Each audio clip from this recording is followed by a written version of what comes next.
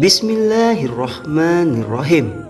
Assalamualaikum warahmatullahi wabarakatuh. Syukur alhamdulillah kita masih diberikan begitu banyak kenikmatan sehingga kita masih bisa bertemu di channel ini. Marilah kita senantiasa bersolawat serta salam kepada junjungan kita Nabi Muhammad sallallahu alaihi wasallam. Allahumma salli ala Sayyidina Muhammad wa ala ali Sayyidina Muhammad. Doa dan harapan saya semoga saudaraku semuanya selalu diberikan kesehatan, dilapangkan rezekinya, diampuni dosanya, dan dipanjangkan umurnya. Amin ya rabbal alamin.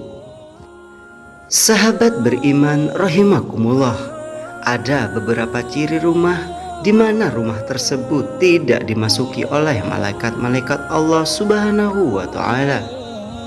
Sudah kita ketahui bahwa malaikat adalah makhluk ciptaan Allah Subhanahu wa Ta'ala yang paling taat dan sangat patuh terhadap perintahnya.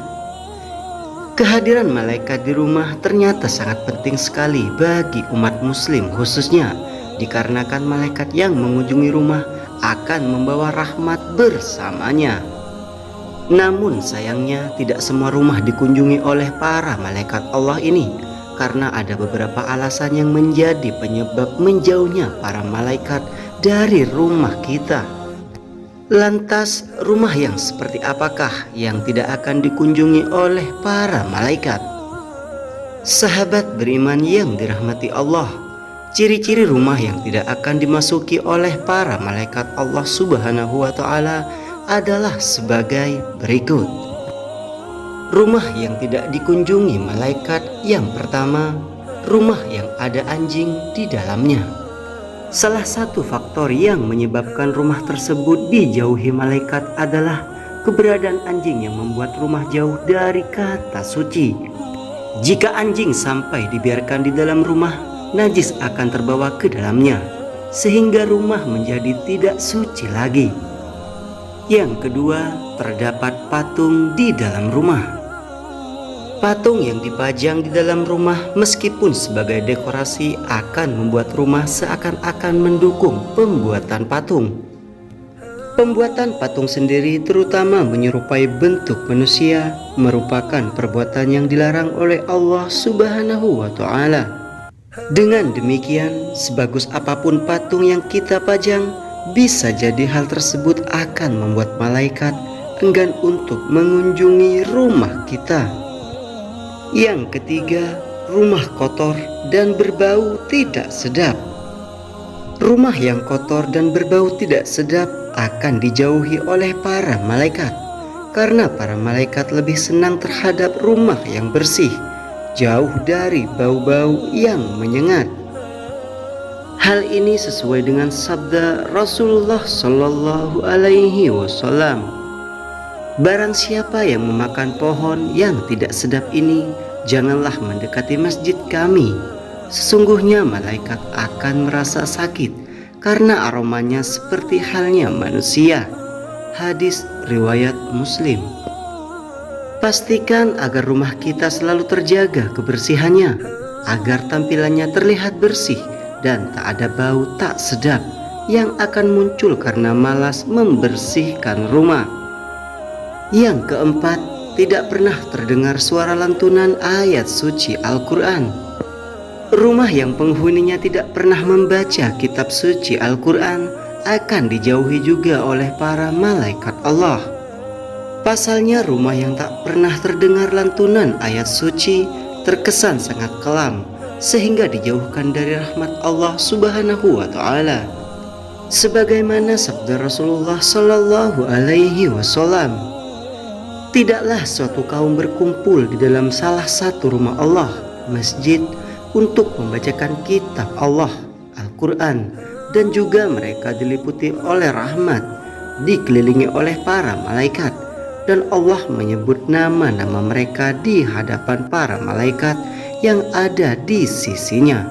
Hadis riwayat Muslim.